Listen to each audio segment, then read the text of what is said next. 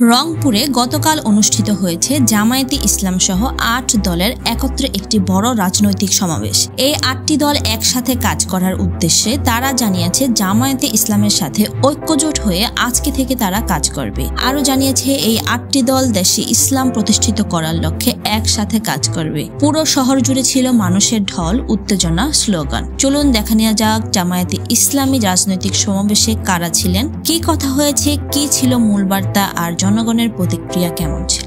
সকাল থেকে রংপুর নগরীর মূল সড়কগুলো ভরে যায় সমাবেশমুখী মানুষের ভিড়ে। বিভিন্ন জেলা থেকে মিছিল, মোটর শোভাযাত্রা, হাতে দলীয় পতাকা, ব্যানার, পোস্টার সব মিলিয়ে পুরো বিভাগ জুড়ে এক উৎসবের পরিবেশ তৈরি হয়। মঞ্চের সামনে বিশাল মাঠ লোকজনে পরিপূর্ণ।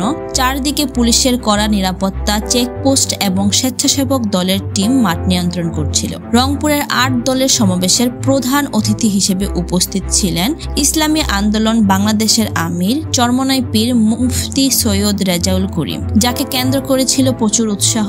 সভাপতিত্ব করেন জামায়াতে ইসলামীর নায়েব আমিরে মুজিবুর রহমান। অন্যান্য দলের প্রতিনিধিরাও বক্তব্য রাখেন। এর মধ্যে ছিল বাংলাদেশ খেলাফত মজলিস, নেজামে ইসলাম পার্টি, বাংলাদেশ ডেভেলপমেন্ট পার্টি, জাতীয় গণতান্ত্রিক পার্টি এবং স্থানীয় ও কেন্দ্রীয় নেতাকর্মী সহ সমাবেশে সাধারণ কর্মী, সমর্থক এবং সাধারণ জনসাধারণেরও উপস্থিতি ছিল।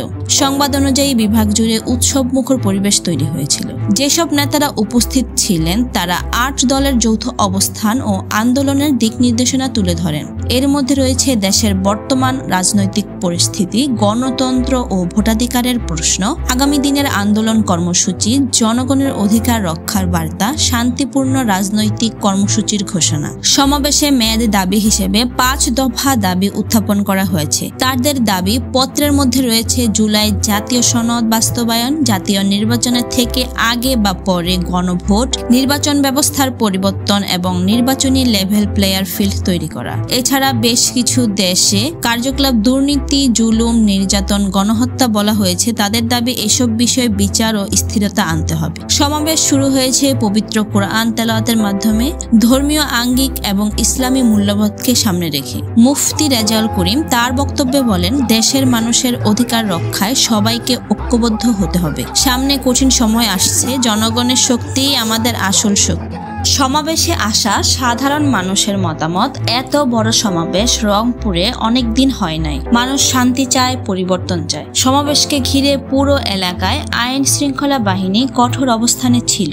ড্রোন ক্যামেরা, অতিরিক্ত পুলিশ, র্যাব সবই মাঠে কাজ করছিল। বিশেষ কোনো সমস্যা হয়নি, তবে বিকেলে কিছু এলাকায় যানজট সৃষ্টি হয়, তবে ট্রাফিক পুলিশ তা সামলে নেয়। ভিডিওটি ভালো লাগলে লাইক, কমেন্ট আর শেয়ার করে দিন। আর আমাদের সঙ্গেই থাকুন, পেজটি সাবস্ক্রাইব এবং ফলো করুন।